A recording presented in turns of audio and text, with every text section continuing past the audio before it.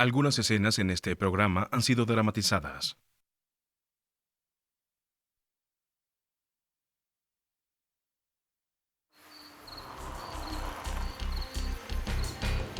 En Houston, Texas, sonaron disparos en una noche de otoño.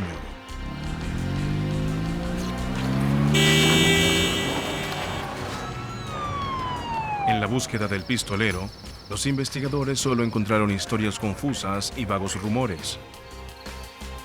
Cuando el asesino puso la mira en uno de los suyos, los fiscales trabajarían sin descanso para obtener justicia para un compañero caído.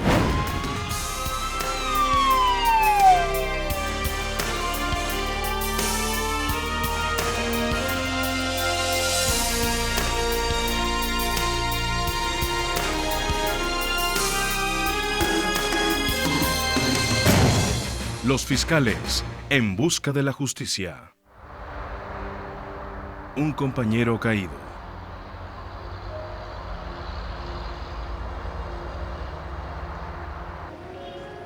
Cuando un fiscal de distrito adjunto fue baleado, el fiscal de distrito Chuck Rosenthal y la comunidad policíaca de Houston tuvieron que actuar rápido para detener al asesino. Pensamos que era una situación urgente por lo aleatorio del acto. Esto atrajo la atención del vecindario y de toda la comunidad. Querían saber quién era el responsable de esto y llevarlo a la justicia antes de que lastimara a otros compañeros. La noche del 18 de septiembre de 1996, Sean Carruthers y su amigo Gil Epstein dejaron el centro comunitario judío de Houston después de una tarde de baloncesto. Habían estado jugando semanalmente durante los 2 últimos años. Fuera del edificio, los dos caminaron en direcciones diferentes hacia sus autos. Momentos más tarde, en el estacionamiento, Carruthers vio a 2 hombres en bicicleta.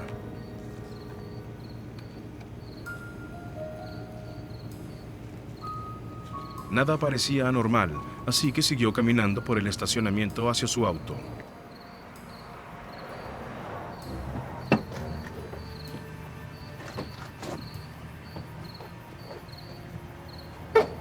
Luego, un hombre se acercó a su auto y sacó un arma. Le exigió la billetera a Carruthers. Oye, viejo, baja la ventanilla y dame el dinero. Vamos, dámelo, viejo. Dame tu dinero ahora. Está bien, está bien, está bien. ¡Deprisa, está vamos! Está bien, ya te lo voy a dar. ¿Esto es todo lo que tienes? Es lo que tengo. Vamos, sé que tienes más dinero allí, vamos. Carruthers encontró $5 dentro del cenicero. Aquí están, tómalos. Vete de aquí. El ladrón le ordenó que se marchara. Date prisa. En vez de eso, él condujo fuera de la vista del ladrón y volvió al centro comunitario. Le pidió al recepcionista que llamara a la policía. Luego volvió al estacionamiento para ver si estaba su amigo. Al principio el estacionamiento lucía vacío. Luego Carruthers divisó al hombre que le robó junto con otro hombre que había visto antes. Ellos estaban cerca del auto de Gil Epstein.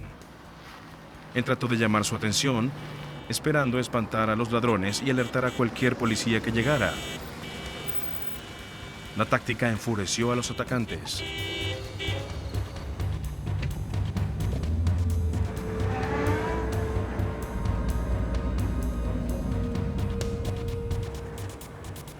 Uno de los hombres subió a su bicicleta y condujo directamente hacia el auto de Carruthers.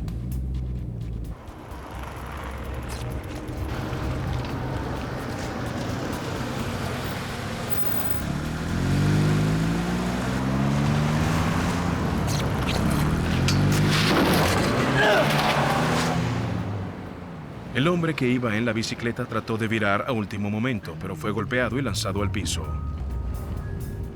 No parecía el mismo que le había robado antes. Finalmente, el atacante escapó. Carruthers había perdido de vista al otro hombre, el que le había robado.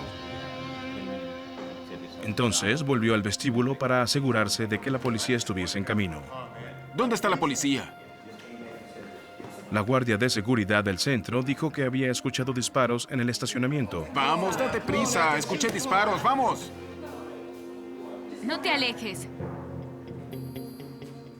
Hola, estamos en el centro comunitario judío y oímos unos disparos. Carruthers y el recepcionista volvieron afuera. El hombre encontró a su amigo, Gil Epstein, en el asiento trasero de su auto. Salí, abrí la puerta y Gil estaba en el asiento. Tenía una herida de bala en la cabeza. Comprobamos si tenía pulso y lo tenía. Su corazón latía. Poco después de esto, yo diría tal vez un minuto o un minuto y medio después, llegó la policía.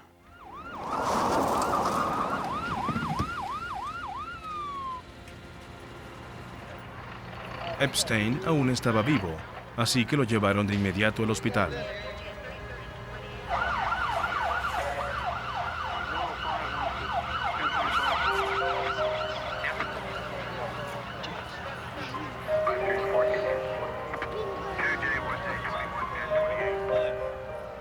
Carruthers describió al hombre que le había robado, pero le dijo a la policía que no había visto bien al hombre que había golpeado con su auto. Creo que no lo vi bien, incluso mientras venía hacia mi auto, mientras lo golpeé, mientras se levantó y me apuntó con su arma. La guardia de seguridad del centro le dijo a los oficiales que había logrado ver brevemente a los atacantes en el estacionamiento. La policía procesó la escena del crimen, temiendo que las tormentas de lluvias intermitentes destruyeran las evidencias. La difícil tarea fue liderada por el sargento de la policía de Houston, Hap Meyer. En la escena, el clima era malo y sabíamos que iba a llover un poco más. El pronóstico decía que vendrían más lluvias fuertes, por lo que recogimos una pequeña parte de las evidencias que estaban afuera. La sangre y salpicaduras de sangre ya habían desaparecido en el momento en que llegamos allí, pero encontramos una bala calibre 38 percutada fuera de la puerta del chofer. La policía envió las evidencias al laboratorio de balística para hacerles pruebas. Para ayudar a rastrear a los atacantes, llamaron a un sabueso a la escena. Ellos salieron y tomaron muestras de olor de las bicicletas. El oficial las había cubierto, así que ellos las destaparon. Tomaron pequeños pedazos de gas estéril y las frotaron sobre el área del asiento, lugar en donde normalmente se encontrarían huellas digitales. Luego les mostraron la esencia a su perro.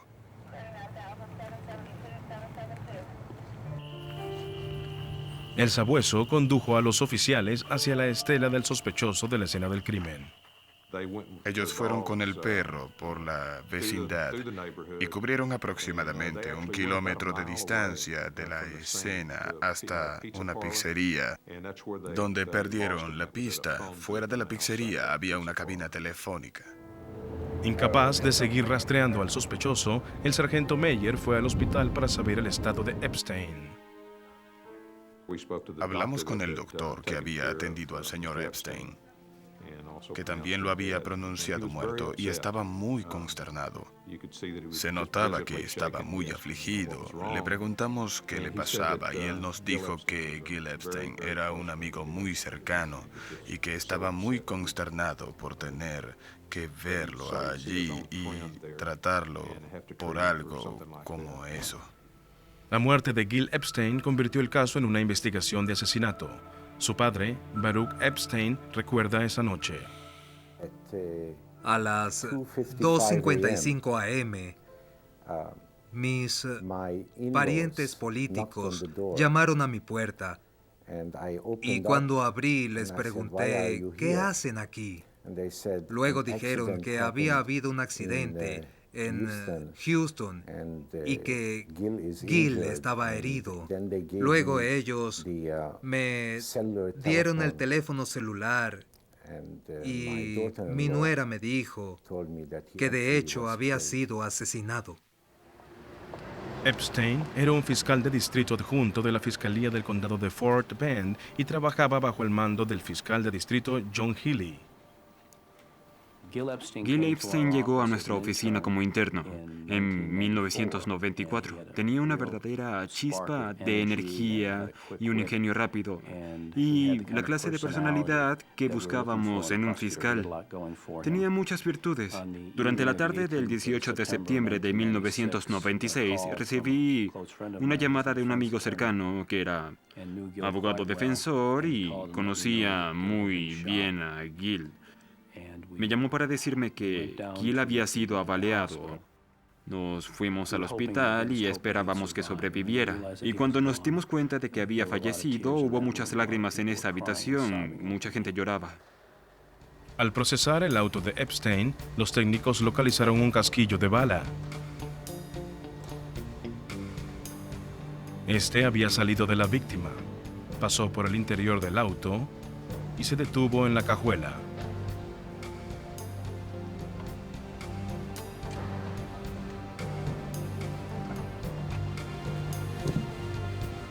Una vara de trayectoria fue insertada en el agujero creado por la bala. La vara indicó el camino de esta, sugiriendo que la bala fue disparada desde el asiento delantero del copiloto.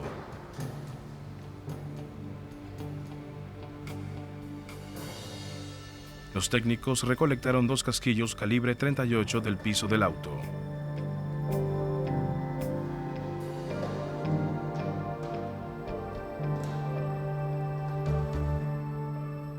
Si las balas fueron disparadas desde dentro del vehículo, el hombre que Sean Carruthers vio saliendo del auto probablemente era el asesino.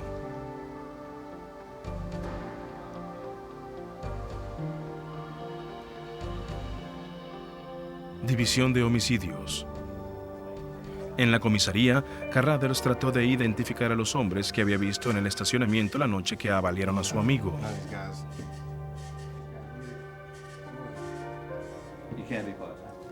Y al mirar las fotos, no encontró a nadie parecido a alguno de los hombres.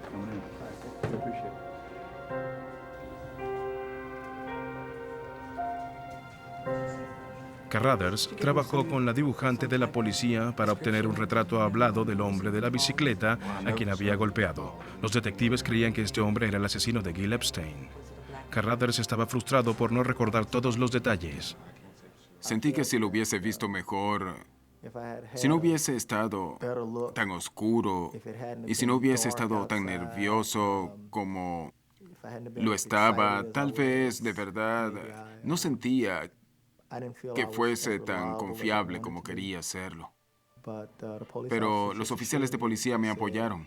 Me dijeron, los recuerdos están allí, solo toma las cosas con calma y dinos exactamente lo que recuerdas. El bosquejo era inexacto. Cuando la policía me hizo preguntas acerca de uno de ellos, pensé que era latino o que también podía haber sido blanco. Con el único testigo ocular, incapaz de darle a las autoridades una buena descripción del arma, el sargento Meyer comenzó a buscar a posibles sospechosos en el pasado de la víctima. Sí, sabíamos que el señor Epstein era fiscal de distrito del condado de Fort Bend. Así que buscamos en los archivos de casos de la fiscalía, pero solo había estado allí por un periodo de tiempo muy corto, así que tratamos el caso como un robo en donde lo habían avaliado. El sargento fue a la oficina del forense para obtener un informe de la autopsia. La autopsia confirmó que Epstein fue asesinado con un arma calibre 38. Las quemaduras de la pólvora del arma alrededor de las heridas tenían de 5 a 7 centímetros de diámetro, indicando que la víctima había sido avaliada a una corta distancia. Para encontrar a los atacantes, los detectives buscaron la ayuda de una organización policíaca local. La organización anticrimen de Houston es una organización excelente, muy provechosa para la aplicación de la ley. Ellos ofrecen dinero para la lucha contra varios delitos en forma de recompensas y realmente hacen nuevas promulgaciones del incidente. También elaboran reconstrucciones de los incidentes, sacan boletines y logran que los periódicos los publiquen, lo que es algo muy provechoso. La policía también acudió a la prensa por ayuda, publicando los bocetos de los sospechosos y las fotos de las bicicletas que ellos habían dejado. instaron a quienes tuviesen alguna información a llamar a la línea directa de la detención del crimen. Las pistas podían ser anónimas y se ofrecieron recompensas por cualquier información. Obtuvimos publicidad de todos los canales. Cada uno de ellos sacó una especie de artículo, lo que resultó en una rueda de prensa muy buena. Solo días después del asesinato, la cobertura de los medios dio como resultado una pista sólida. La policía recibió una pista anónima. La persona les dio algo que ellos no tenían en el caso, un nombre. Los detectives esperaban que esto los condujera a la persona que había avaliado el fiscal de distrito adjunto Gil Epstein. Las autoridades de Houston, Texas, investigaban el asesinato del fiscal de distrito adjunto Gil Epstein. Docenas de pistas fueron ofrecidas en la línea de información, pero una finalmente dio resultados para el sargento Hub Meyer.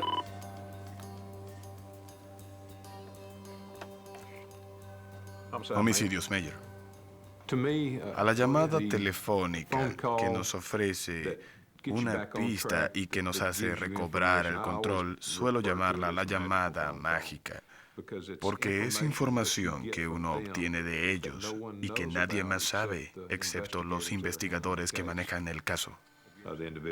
Esta persona nos dijo que un tal Mark Cotton o Mark Cobbs había hecho esto, que era un hombre negro de piel clara, que había salido en bicicleta con otro hombre negro de piel más oscura con el nombre de TC y que llevaba un arma calibre 38. Mark Cotton había usado una calibre 38 para balear al señor Epstein. Nadie sabía esto. La prensa no lo sabía. Esto nunca había salido a la luz pública y supimos que era correcto. La informante accedió a reunirse con los investigadores.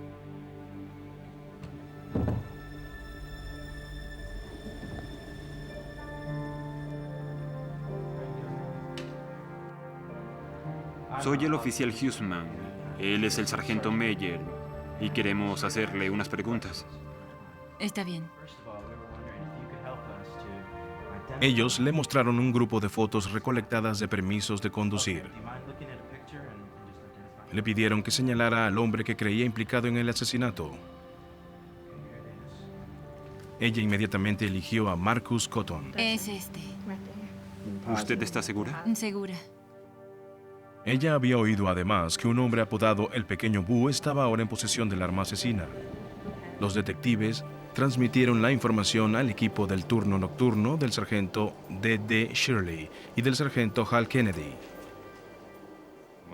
Típicamente en cualquier investigación de asesinato en la que se busca al culpable donde realmente no se sabe quién es el sospechoso, sobre todo en un asesinato por robo, esto suele pasarse de un turno a otro. Trabajan al principio en el caso, nunca lo abandonan. Se quedan con él todo el tiempo. Esta vez, los dos turnos trabajaron juntos en el caso para determinar la última dirección conocida de Marcus Cotton. Los detectives establecieron vigilancia en un apartamento vacío cerca de la residencia de Cotton.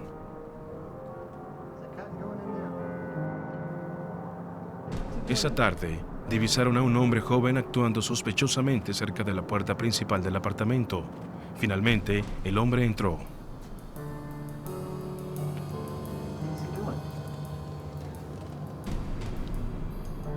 Minutos más tarde, los detectives vieron cómo el hombre abandonaba el apartamento por una ventana. La mochila de lona que llevaba preocupó al sargento Kennedy. Al verlo con el bolso de gimnasio, pensé que iba a dejar la ciudad. Arrestamos al hombre allí mismo. Policía, no se mueva. Deténgase ahora mismo. Ponga sus manos sobre la pared.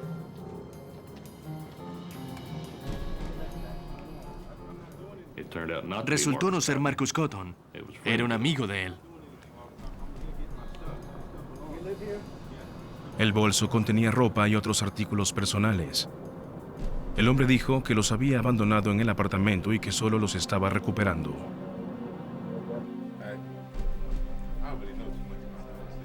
Los detectives interrogaron al hombre en la comisaría. Su declaración confirmó lo que habían oído antes: que Marcus Cotton y un hombre llamado T.C. estuvieron implicados en el asesinato y que el Pequeño Boo le había comprado el arma a Cotton después del tiroteo.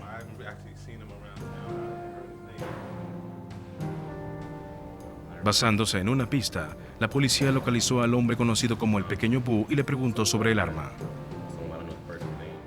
Él había hablado con el señor Cotton y lo escuchó alardear acerca del asesinato y de haber estado en la escena. Él y TC lo hicieron. Y que él se había deshecho del arma. Y así, pero eso fue básicamente todo. Él trataba de dejar en claro que no había participado en eso y que nunca había conseguido el arma. Pero sabía todo acerca de ello. ¿Lo ha visto alguna vez vendiendo armas? Pero el Pequeño Boo nunca sería capaz de declarar si el caso llegaba a la corte.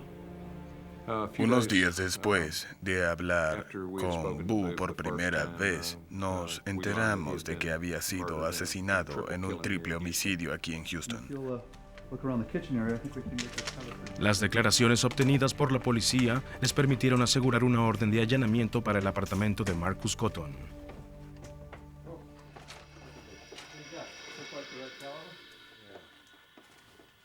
Cuando los oficiales entraron en el apartamento, vieron un casquillo calibre 38 a la vista y también creo que una caja de balas calibre 38. Era el mismo calibre del arma que mató al fiscal de distrito adjunto Gil Epstein.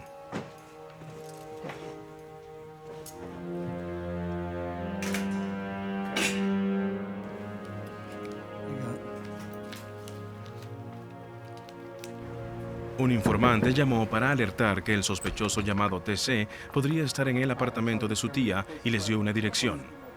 La mujer que abrió la puerta confirmó que su sobrino tenía el apodo de TC y que él estaba adentro. El verdadero nombre de TC era Lawrence Watson. Cuando Lawrence Watson fue arrestado por miembros de nuestra división en el departamento de su tía, comenzó a decirles cosas en relación a este delito. Él les dijo que había planeado entregarse, que quería hablar del asunto y que estaba más que dispuesto a ir a la división de homicidios y darles una declaración en relación a lo que había pasado. En su declaración, Watson se confesó culpable de estar en el estacionamiento del centro comunitario judío durante la noche del asesinato. Él dijo que vio a Marcus Cotton matar a Gil Epstein. Él disparó 2 veces. ¿En el auto? En el auto, sí. Muy bien. Pero Watson negó haber robado a Sean Carruthers. No robé a... ¿Quién dicen ustedes que fue? No lo molesté en lo absoluto. ¿Qué pandillas frecuentas? Watson confesó ser miembro de los Discípulos de los Gangsters, una pandilla violenta muy conocida en el área.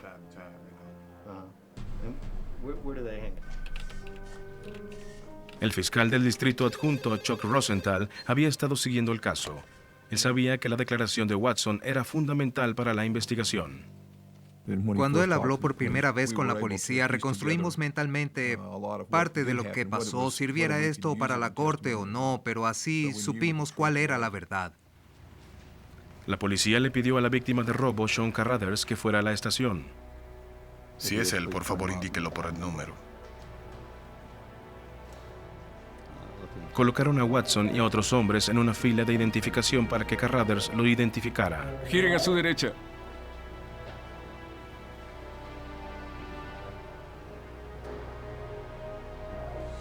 Carruthers inmediatamente reconoció a Lawrence Watson como el hombre que le robó en el estacionamiento. Uno no olvida la cara de una persona que le pone un arma en la cabeza. Nunca lo olvidaría. Watson fue detenido sin fianza. Ahora los detectives tenían que encontrar a Marcus Cotton, el presunto asesino de Gil Epstein.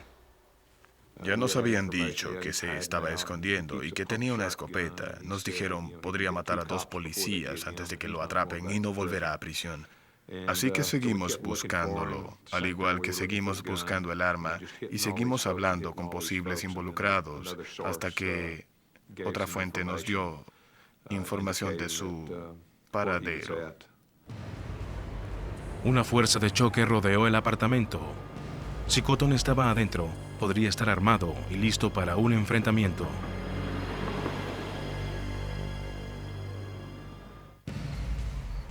A finales de 1996, en Houston, Texas, el fiscal de distrito adjunto Gil Epstein fue asesinado en el estacionamiento del centro comunitario. Las autoridades creían saber dónde encontrar al presunto asesino, Marcus Cotton.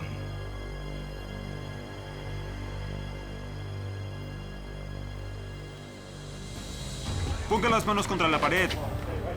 Tiene derecho a permanecer callado. Todo lo que diga puede y será usado en su contra en la corte. ¿Qué está pasando? Tiene derecho a tener un abogado presente en cualquier interrogatorio. ¿Entiende sus derechos? No sé lo que está pasando. ¿Entiende sus derechos? Lo tenemos. Está perdido.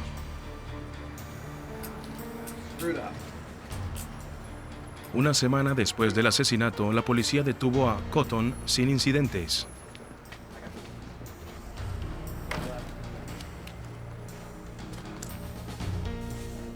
Mike, ¿puedes tomarle una foto a su pierna?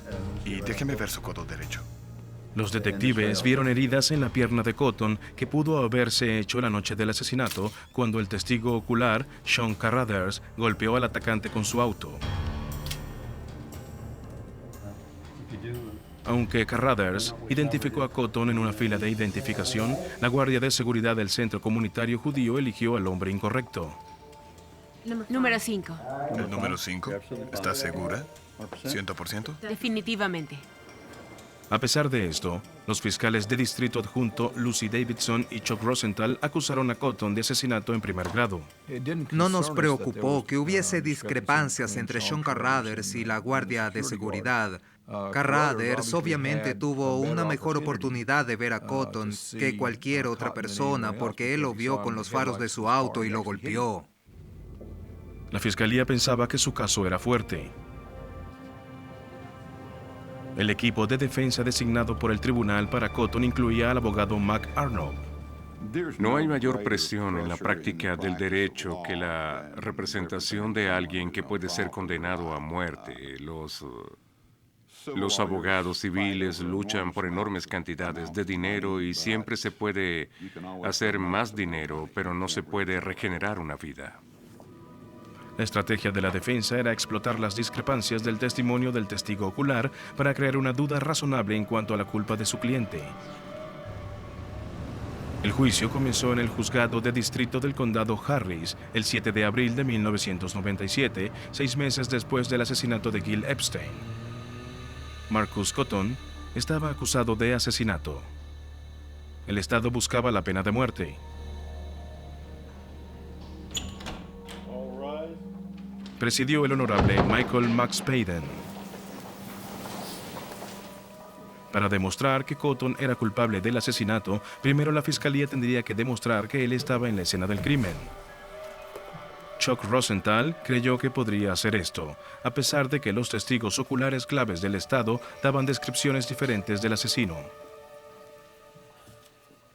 Una de las cosas que con frecuencia le indico al jurado es que supongo que cada jurado del condado Harris ha visto el estadio local, pero no sé si realmente podrían describirlo. Quizás no podrían decir de qué color es o cuántas entradas tiene, pero ciertamente lo reconocerían en una fila de identificación con otros estadios.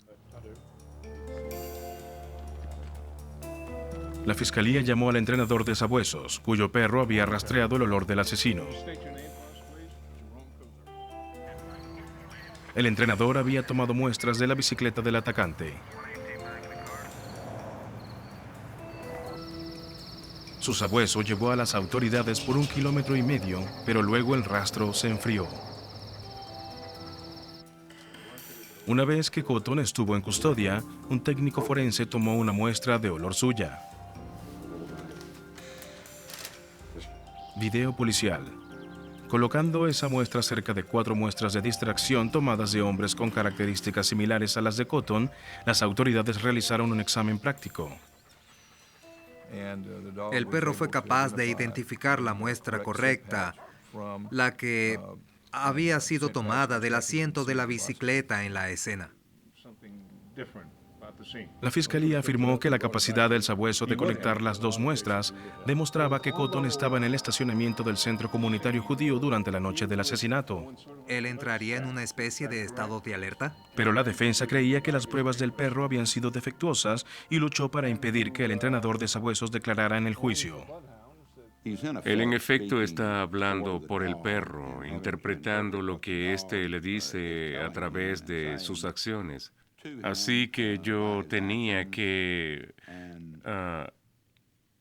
contrainterrogar una interpretación de lo que el perro decía. Cuando el juez permitió el testimonio, la defensa lo atacó.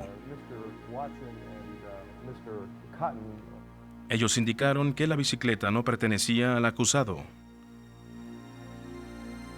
Él podía haberla usado, al igual que muchas otras personas. Esta bicicleta era una propiedad común, compartida con todos los que vivían en el complejo de apartamentos, incluyendo a mi cliente, Marcus Cotton. Era obvio que si Marcus Cotton había usado esta bicicleta en cualquier momento en los últimos 30 días, su olor estaría allí. El entrenador de perros admitió que el sabueso habría seguido cualquiera de los olores en la bicicleta, no solo el de Cotton. El testimonio permitió la posibilidad de que alguien, además del acusado, pudo haber ido en bicicleta al centro comunitario judío y luego huido durante la noche del asesinato.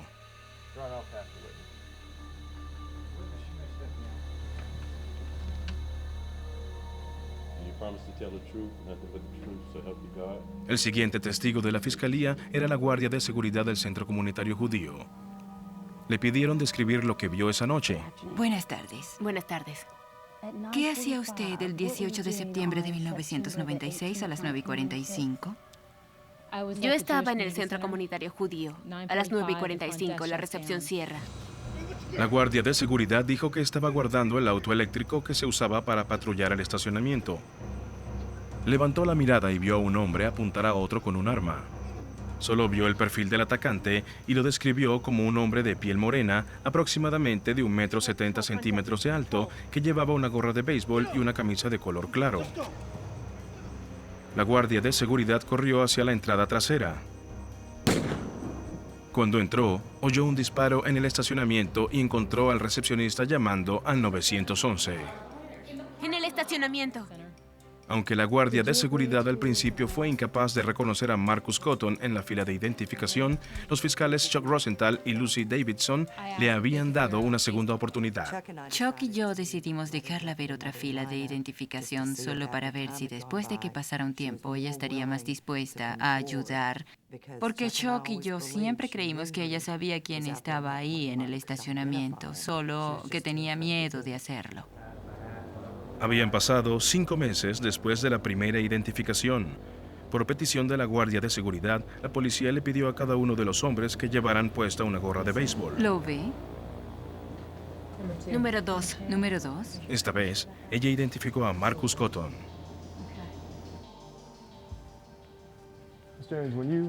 En su contrainterrogatorio, la defensa puso en duda la capacidad de la guardia de seguridad de identificar a Cotton en una fila de identificación, 5 meses después del delito.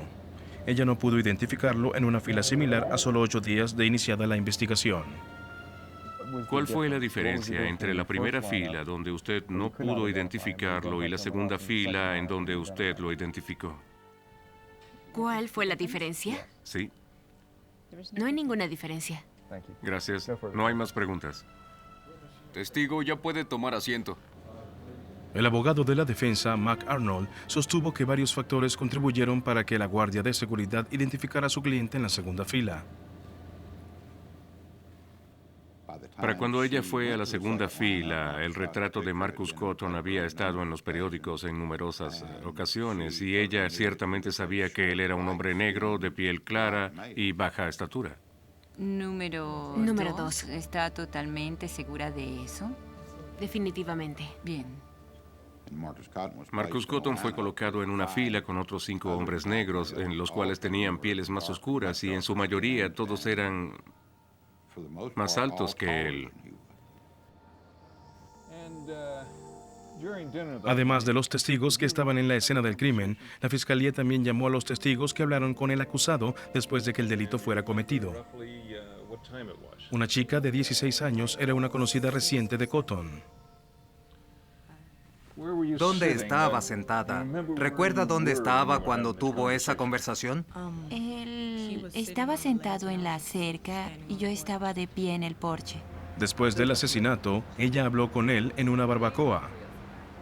Le dijo que había hecho algo de lo que se arrepentía y que había matado a un fiscal de distrito. La chica también testificó acerca del posible motivo del asesinato. Ella le dijo a la policía que Marcus Cotton había admitido haber matado a Gil Epstein porque había visto su placa. En Texas, los fiscales de distrito llevan placas similares a las llevadas por los oficiales de la policía. La fiscalía pensaba que Cotton había matado a Epstein porque lo había confundido con un policía. La defensa cuestionó la credibilidad de la chica. Ella le dijo a mi investigador en una declaración grabada que Marcus nunca le había dicho nada parecido a la historia que ella luego contó en el estrado. De hecho, negó que Marcus le hubiese dicho algo como eso. La chica admitió haber mentido antes, pero insistió que ahora estaba diciendo la verdad bajo juramento. Gracias, no tengo más preguntas. La defensa encontró poco probable que Cotton admitiera tan ligeramente haber asesinado, pero los fiscales creían saber el por qué lo había hecho.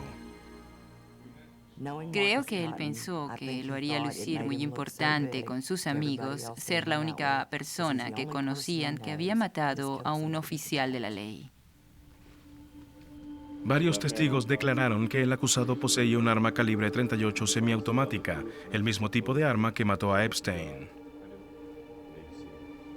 Se alega que Cotton le vendió el arma homicida a un hombre llamado Pequeño Boo, quien fue abaleado en un tiroteo aislado semanas después de haberle dicho a la policía que le había vendido el arma a alguien más. Los fiscales llamaron a la última persona que tuvo el arma. Él confirmó que antes de que la policía tomara el arma en custodia, él se le había comprado al Pequeño Boo.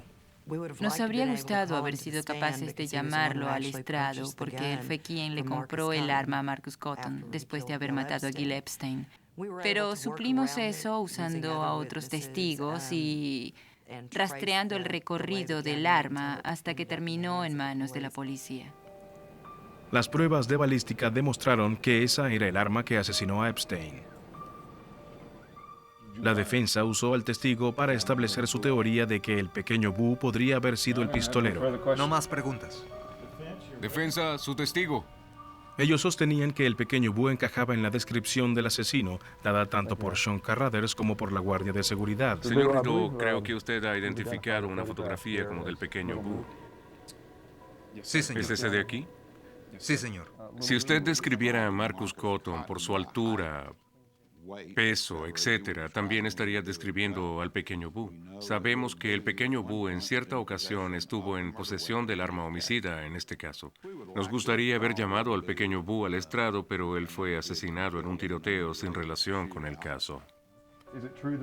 El testigo también declaró que el Pequeño Boo era miembro de los discípulos de los gángsters, al igual que Lawrence Watson, quien admitió haber estado en la escena del crimen. Llame a su siguiente testigo. La fiscalía decidió no llamar a Watson como testigo. Decidimos no hacerlo porque pensamos que el testimonio de Sean Carruthers era muy poderoso. Teníamos otras evidencias que corroboraban su identificación y pensábamos que podríamos armar el caso sin él. La defensa había respondido con habilidad a cada uno de los argumentos del Estado y había ofrecido una teoría alternativa acerca de quién había matado a Epstein.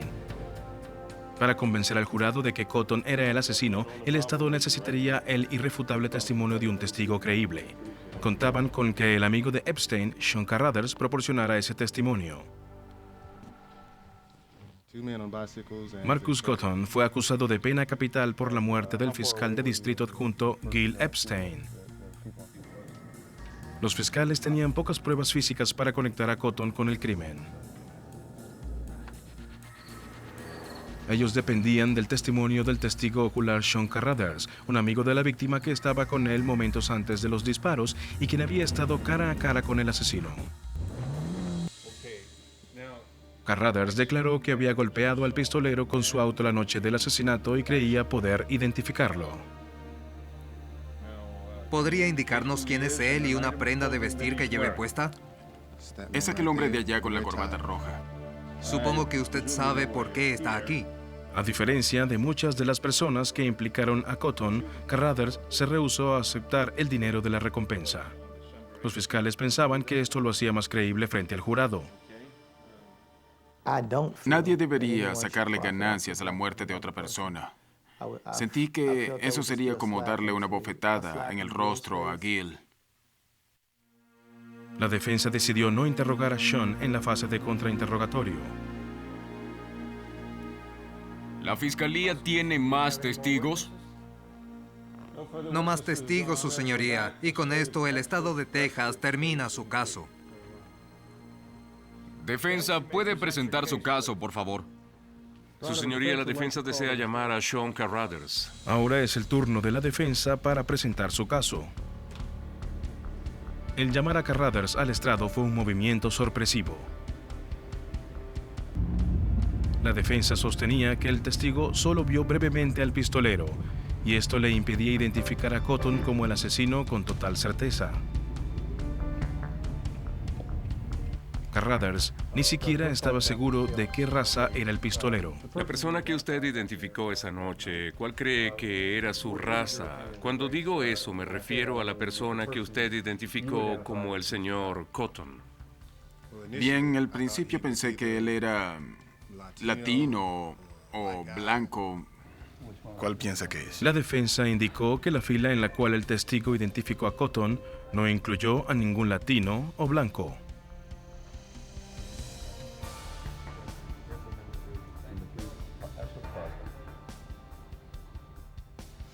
Bien, señor Carruthers, ¿cuántas veces le dijo a los miembros del Departamento de Policía de Houston que pensaba que no podía identificar al hombre de piel clara?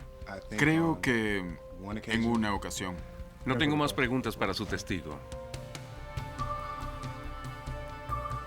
El abogado de la defensa, Mac Arnold, llamó al estrado al padre de Marcus Cotton para que explicara las heridas encontradas por la policía en la pierna de su hijo. La fiscalía creía que las heridas habían sido causadas cuando el acusado fue golpeado por el auto de Carruthers. El hecho de que Marcus tenía heridas debía ser refutado. Si él no tenía ninguna explicación acerca de esas heridas y estas eran consistentes con el tipo de heridas que había recibido al ser derribado de una bicicleta, indicaría que él había estado en la escena del crimen esa noche. El padre de Cotton declaró que alrededor del momento del asesinato, él y su hijo hicieron una carrera escaleras arriba en su complejo de apartamentos. Él resbaló. Se lastimó la pierna izquierda y su codo derecho. Así que él resbaló y se cayó en la escalera. Sí, señor. El padre de Marcus Cotton obviamente lo amaba, se preocupaba por él y quería protegerlo. Y lo que tratamos de hacer era indicarle eso al jurado. La defensa llamó a varios policías al estrado. Unos declararon que las huellas digitales de Cotton nunca fueron encontradas en la escena del crimen, en el auto de Epstein o en el arma homicida.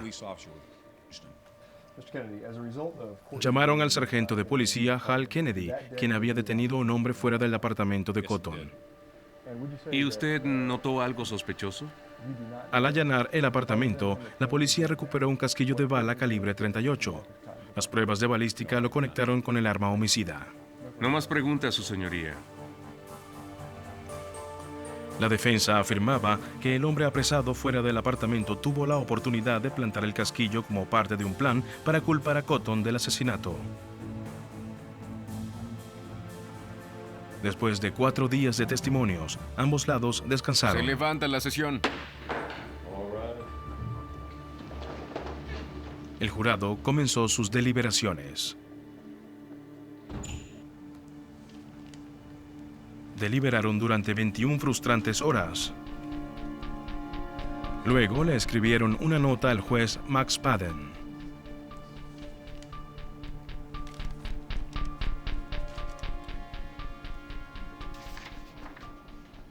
Esto es del jurado.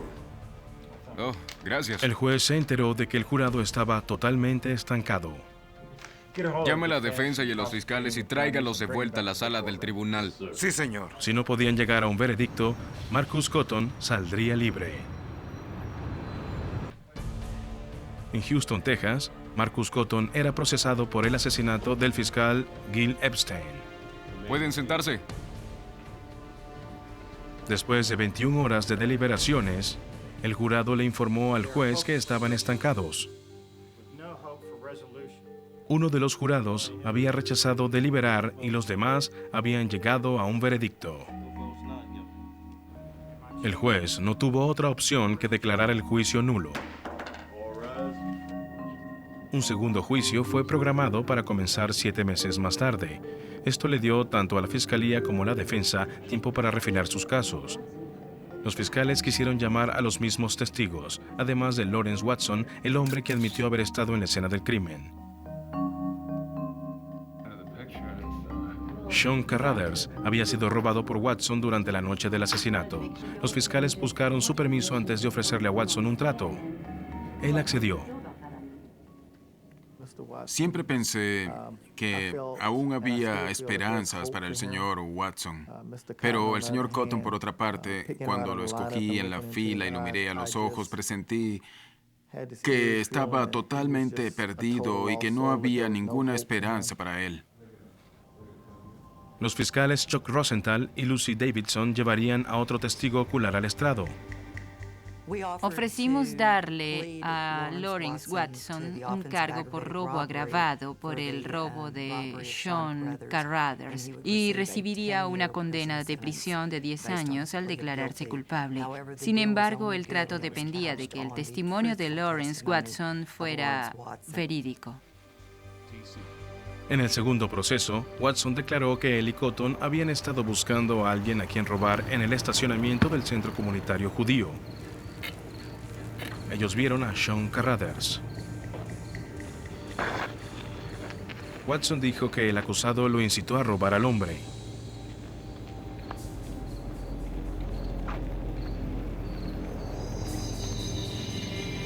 ¡Date prisa! Él declaró que luego condujo su bicicleta hasta el auto de Gil Epstein, en el que estaba Cotton. Cuando usted se acercó, ¿qué vio? ¡Dámelo, viejo! ¡Dámelo! ¡Dámelo! Vamos, no tengo tiempo. ¿Dónde está? Lo tengo delante. Vamos, levántate. Date prisa. Epstein le dijo que no tenía dinero, pero tenía algo realmente valioso en el auto que Cotton quería. Date prisa.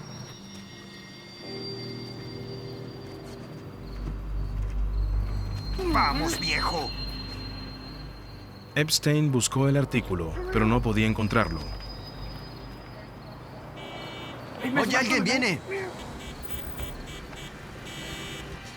¡Ve a matarlo! No, no voy a matar a nadie. ¡Que lo mates! ¡No voy a matar a nadie! Vamos, date prisa. ¡Date prisa!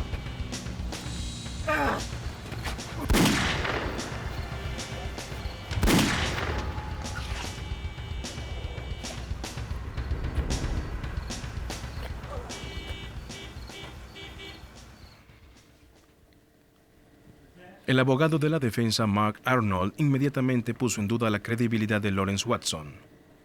Ciertamente queríamos que el jurado supiera que él había mentido bajo juramento cuando dio su primera declaración y que nuevamente estaba allí hablando bajo juramento. Watson confesó ser miembro de la pandilla de los discípulos de los Gunsters y dijo que Marcus Cotton no lo era. No que yo sepa. La defensa sostenía que Watson había cometido el asesinato con un miembro de la misma pandilla a quien ahora estaba protegiendo. ¿Y usted admite haber mentido en su testimonio inicial? Ellos indicaron que el castigo de un pandillero por delatar a un miembro era la muerte. Después del testimonio de Lawrence Watson, le entregaron el caso al jurado. ¿La fiscalía tiene alguna objeción en este momento? Esta vez, el jurado solo deliberó 58 minutos.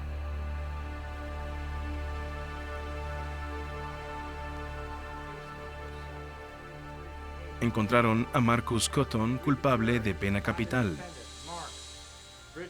Fue condenado a muerte. Para Chuck Rosenthal y Lucy Davidson, este era el final de una larga lucha por encontrar la justicia para un compañero fiscal. Aquí en el condado Harris, los fiscales llevamos placas y eso fue lo que lo mató. Lamento no haberlo conocido. Él hizo lo mismo que nosotros. Creyó en el sistema de justicia y me alegra que el sistema funcionara para Gil de la forma en que lo hizo.